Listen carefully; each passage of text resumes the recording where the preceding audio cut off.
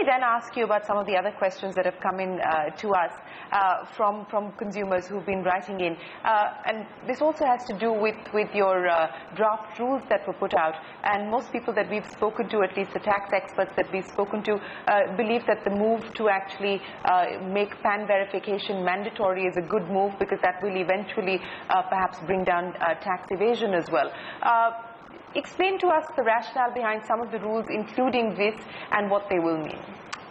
Even now, all registrations which are given in the Central Excise and Service Tax regime are PAN-based, which means we do use the PAN numbers as a basis for giving the registration.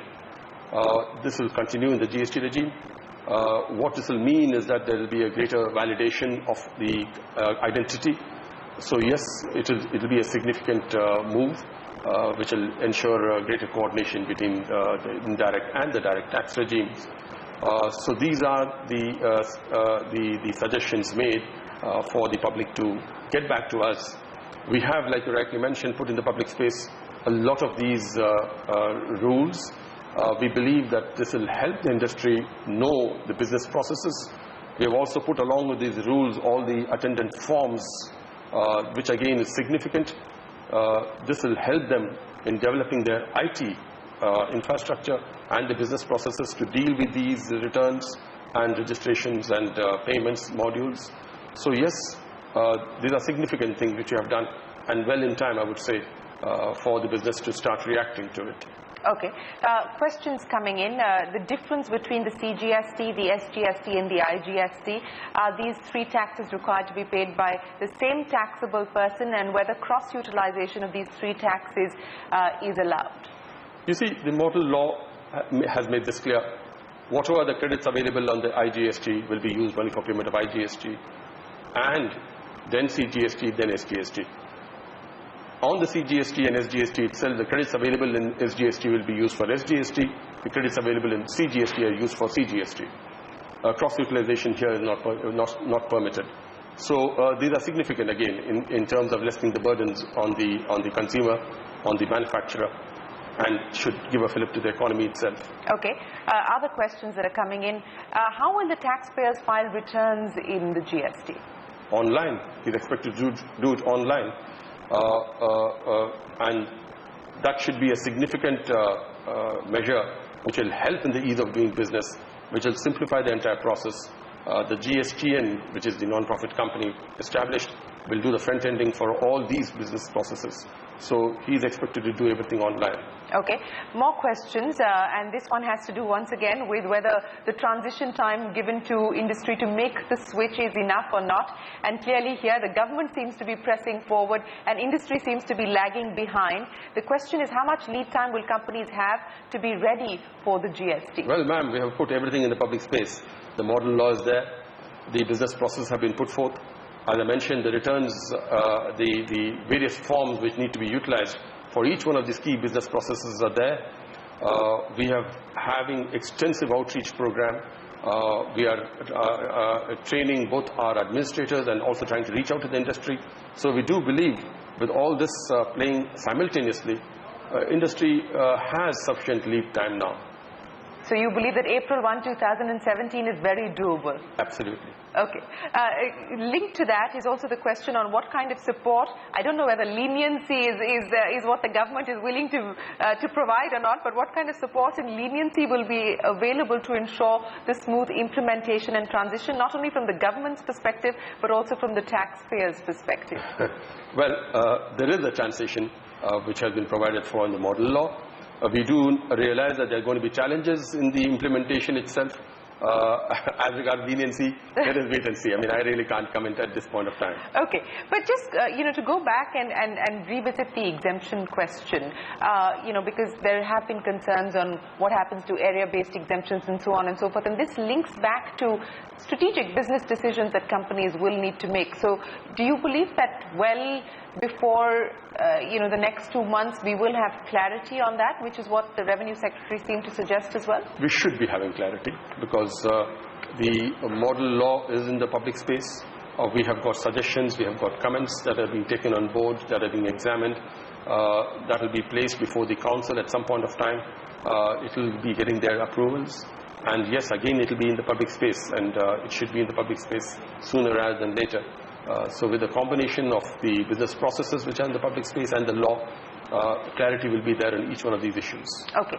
Just on the GST, and because you talked about that, and we were expecting actually some movement on that front from the cabinet today in terms of approving the funding. But on the IT readiness, the government has also very clearly maintained that the IT systems are geared up for an April 1, 2017 timeline. But what will it also mean now? Online registrations and so on and so forth. How will this ecosystem need to develop to make sure that it's all in place? What the cabinet today has approved is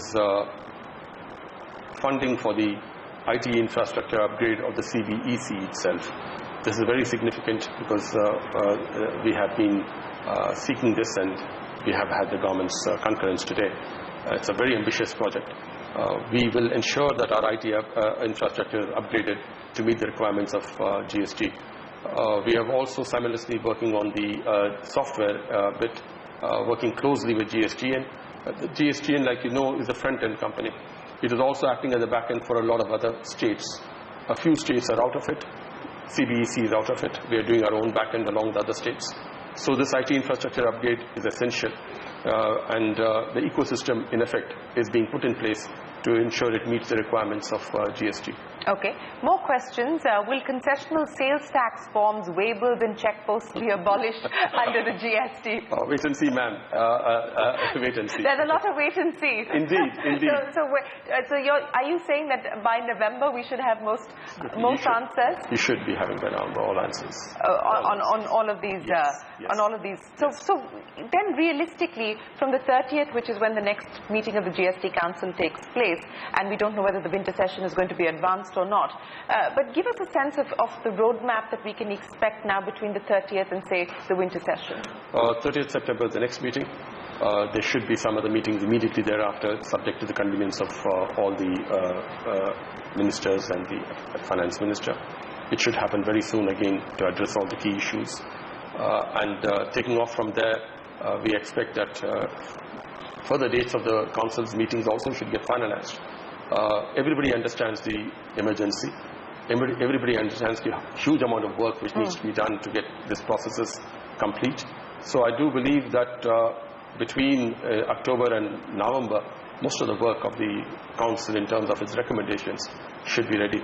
And what that will mean is that we will be ready in turn to present the documents to the Parliament itself for necessary validation. There are sectoral sort of comments that have come in from the FMCG sector, from the e-commerce sector, from the auto sector, but we leave that for the next episode where we talk to you about sector-specific stuff. But, what is the biggest fear around the GST that you're having to deal with today? Well, I wish we had more time in terms of number of hours per day, because all my colleagues, my officers are working 24 hours literally to ensure that we put in place all processes. It is going to be challenging. It's a new law. There are going to be transitional issues. We're going to have legacy issues of the previous central excise and service tax regime which we were having till now. So there are challenges. We have to put in place an administrative structure to meet the requirements of the GST regime. There are multiple challenges, and yes, there are concerns, but none of those which cannot be met, and I'm sure we have the necessary. So what will happen to the CBEC structure in future once the GST were to roll out? We will have to change with the requirements of the new regime, and we will do so. We will have to reconfigure our administrative setup. We may also perhaps have to relook at our name itself. We will have only the customs portion of the work with us, as it were, with the central excise and service tax getting subsumed into the GST. We will rename ourselves if necessary, and that may perhaps be a new beginning also for the organization. Well, we wish you the very best of luck with that new innings, a new name, and of course a new regime. So thank you very much for joining us on this first episode and explaining to viewers what the GST will mean. Of course, as we've been saying through the course of this interview, there's a lot of wait and watch, but there's nothing that he can do about that, because the next meeting of the GST Council is on the 30th, and a lot of those issues that you want more clarity on, for instance, Rates and exemptions will be addressed by the GST Council in the course of its meetings. But we will bring you up to speed on all of that right here on CNBC TV 18. Mr. Shah, always a pleasure. Thank you very much for joining us. Pleasure. Thank you. With that, it is time for us to wrap up this CNBC TV 18 special from all of us here. Goodbye. Many thanks for watching.